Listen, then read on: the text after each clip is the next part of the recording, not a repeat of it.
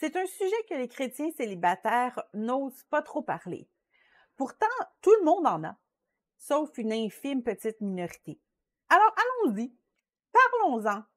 Que faire de nos pulsions sexuelles lorsque nous sommes célibataires et surtout chrétiens?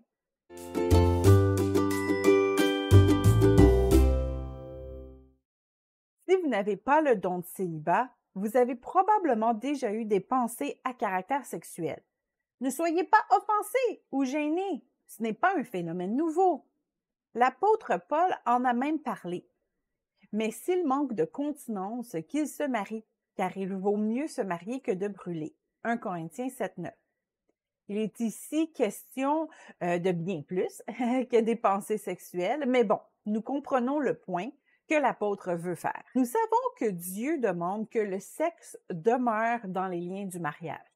Mais bon, fantasmer et laisser aller nos pensées sexuelles, c'est pas comme commettre l'acte, right? Détrompez-vous, Jésus prenait les pensées très au sérieux. Vous avez appris qu'il a été dit « Tu ne commettras point d'adultère ». Mais moi, je vous dis que quiconque regarde une femme pour la convoiter a déjà commis un adultère avec elle dans son cœur. Matthieu 5, 27 et 28. Alors oui, il faut faire le ménage même dans nos pensées. Il est normal d'avoir des pensées sexuelles. Nous vivons dans un monde qui nous bombarde d'images sexuelles pour nous vendre toutes sortes de produits. Même pour acheter une bouteille d'eau, on nous présente des femmes légèrement vêtues. La plupart de nos séries télévisées nous présentera une histoire romantique ou sexuelle à un moment donné ou à un autre. Tout cela, bien sûr, finit par allumer des désirs chez nous. Toutefois, en tant que chrétiens, nous ne pouvons pas laisser ces désirs nous dominer. Ces pensées ou pulsions peuvent être inspirées ou non de l'ennemi, mais elles sont toujours charnelles. Or, ce n'est pas parce que notre chair a des désirs qu'il faut les assouvir. Bien au contraire. Ceux qui sont à Jésus-Christ ont crucifié la chair avec ses passions et ses désirs. Galates 5, 24. Donc, concrètement, quoi faire lorsque nous avons une pensée sexuelle? Il faut changer nos pensées aussitôt que possible. Si vous laissez aller, ces pensées vont grandir et grandir. Elles vont finir par vous faire ressentir des pulsions, des sensations, et peut-être même cela vous mènera à la masturbation.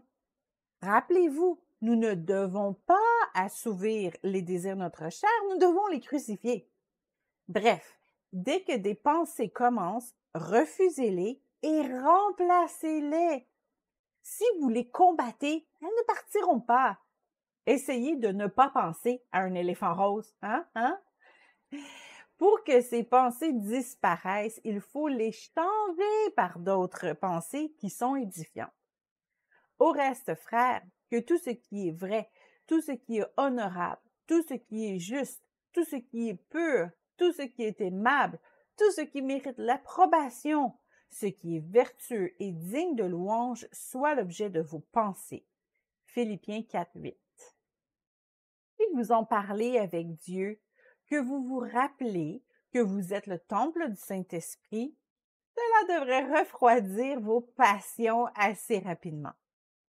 Plus vous prendrez l'habitude de changer vos pensées dès qu'elles arrivent, moins ces pensées seront fréquentes. Je dis donc, marchez selon l'esprit et vous n'accomplirez pas les désirs de la chair. Galates 5, 16. Vous pouvez être franc aussi avec votre Père céleste. Seigneur, ma chair a des désirs, j'ai vraiment hâte d'être mariée. Mais bon, je ne le suis pas en ce moment, alors je refuse ces pensées. Je choisis de sacrifier ces désirs pour rester pur à tes yeux, pour que tu puisses être à l'aise de vivre en moi et par moi.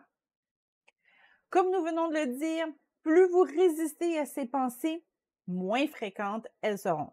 À l'inverse, plus vous succombez au désir de la chair, plus votre chair sera dominante.